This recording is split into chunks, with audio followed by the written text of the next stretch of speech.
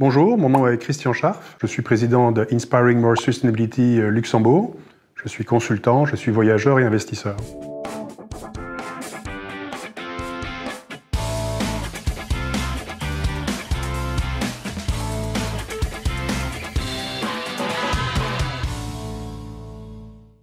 Parle-nous de ton premier téléphone. Eh bien, mon premier téléphone, c'était dans les années 90, dans les années 90. C'était un Nokia. C'était révolutionnaire. Je voyageais déjà beaucoup à l'époque et ça a changé notre vie. Alors, c'est vrai que par rapport à aujourd'hui, ça paraît un dinosaure. C'était avec ces magnifiques petits claviers, il y avait la petite antenne qui sortait. C'était quand même quelque chose.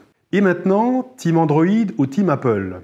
Alors j'ai eu ma période Nokia, j'ai eu ma période BlackBerry, et après BlackBerry, je suis passé chez Apple. Donc oui, je suis team Apple. En fait, bizarrement, au bureau, plutôt Android, mais à la maison et en privé, totalement Apple. Et le Fairphone dans tout ça. Très belle initiative. Je pense que quand ça a été lancé, c'était assez basique comme téléphone. Les nouvelles versions sont plutôt sympas. C'est-à-dire que la version 5 s'est bien améliorée, une bonne caméra, peut-être encore quelques sujets en termes d'autonomie. Maintenant, c'est vrai que si on n'a pas un vrai usage professionnel, je pense que c'est un excellent téléphone et c'est un très bon choix. Et en tant que président d'IMS, je ne peux qu'encourager. Très bel appareil, durable, on peut le réparer soi-même. Ça a quand même pas mal d'avantages, hein. Donc le Fairphone, belle initiative. Comment ton smartphone t'aide-t-il à t'organiser? Ils m'aident beaucoup. Je passe pas mal de temps dessus, je pense comme beaucoup de gens. Alors évidemment, mon agenda, le réveil, le matin, les prises de notes, l'actualité. Je suis un fanat d'actualité. Donc oui, ça m'aide énormément. C'est vrai que, comme beaucoup de gens, je l'ai un peu au bout du bras. Un vrai outil de travail. Tu as eu plusieurs casquettes dans ta carrière. Quel est ton parcours?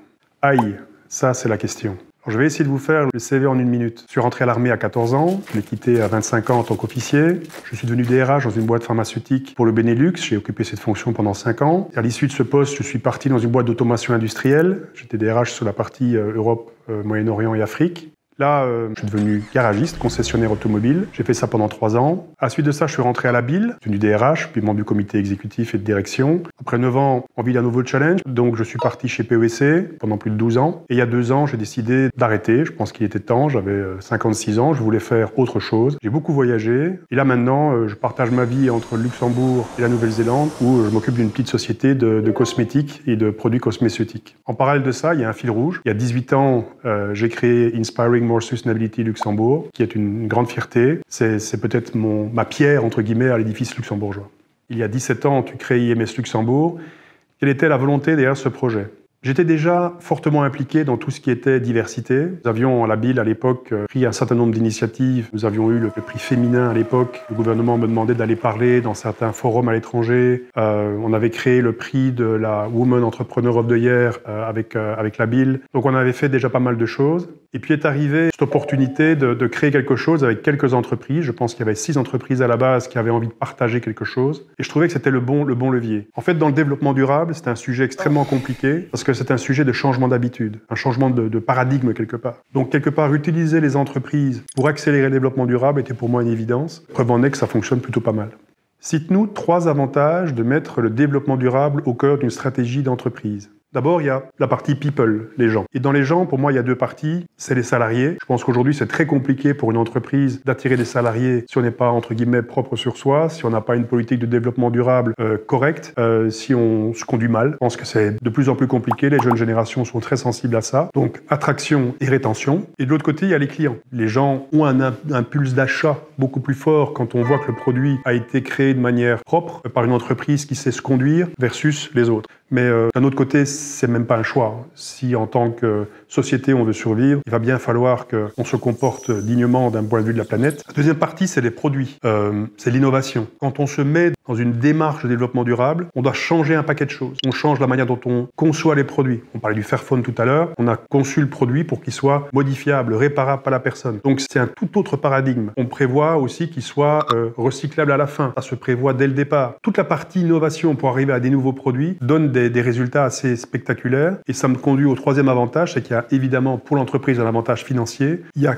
des tonnes d'exemples d'entreprises qui, en prenant cette route, ont diminué leur consommation d'eau, leur consommation d'électricité, leur consommation de matière. Et à la fin, c'est de l'argent. Donc, en faisant du bien à la planète, on peut aussi gagner de l'argent. Je pense que c'est vraiment un des paradigmes sur lesquels je me bats depuis des années. C'est que le développement durable, c'est pas forcément quelque chose de plus cher. On peut être économiquement viable, voire très viable, en travaillant avec le développement durable. Précurseur sur le sujet, optimiste ou pessimiste pour le futur. Qu'est-ce que vous pensez? Évidemment optimiste. Je pense que les choses avancent. Vous savez, quand j'ai créé IMS il y a maintenant 18 ans, quand on allait voir les entreprises et qu'on leur parlait de RSE, on me regardait en disant « RS quoi ?» Aujourd'hui, quand on parle de développement durable, tout le monde sait ce que c'est. Aujourd'hui, d'ailleurs, c'est rentré dans la loi. Aujourd'hui, on doit faire des reportings sur la manière dont on se conduit en tant qu'entreprise au niveau du développement durable. Donc, on voit que les choses avancent. Est-ce qu'elles avancent assez vite? Ça avance jamais assez vite, mais ça avance. Oui, optimiste. Les technologies sont là, on a plein de choses pour que ça avance. Encore une fois, j'aimerais que ça avance plus vite, qu'on y mette plus d'argent, que les gouvernements soient plus ambitieux, mais il y a quand même de bonnes raisons d'être optimiste. Donc oui, résolument optimiste. Alors, un mot de conclusion. Ça fait maintenant 25 ans que je suis présent et que je travaille à Luxembourg. Quand on voyage beaucoup, comme c'est mon cas, je pense qu'on se rend vraiment bien compte du fait qu'on a beaucoup de chance d'être ici. Donc je suis très heureux d'avoir apporté ma pierre et ma contribution à ce pays, au Luxembourg, à la communauté business. Mais je veux aussi dire merci. Je pense qu'on oublie souvent de dire merci, on oublie souvent d'être reconnaissant. On a été accueillis, on a été acceptés. Et je pense que c'est important dans un monde qui est de plus en plus intolérant et de plus en plus inhospitalier. Donc je reste sur une note optimiste, très clairement. Et mon dernier mot, c'est merci. Merci pour votre attention. Merci Orange. Et merci pour tous ceux avec qui j'ai collaboré pendant ces 25 dernières années à Luxembourg.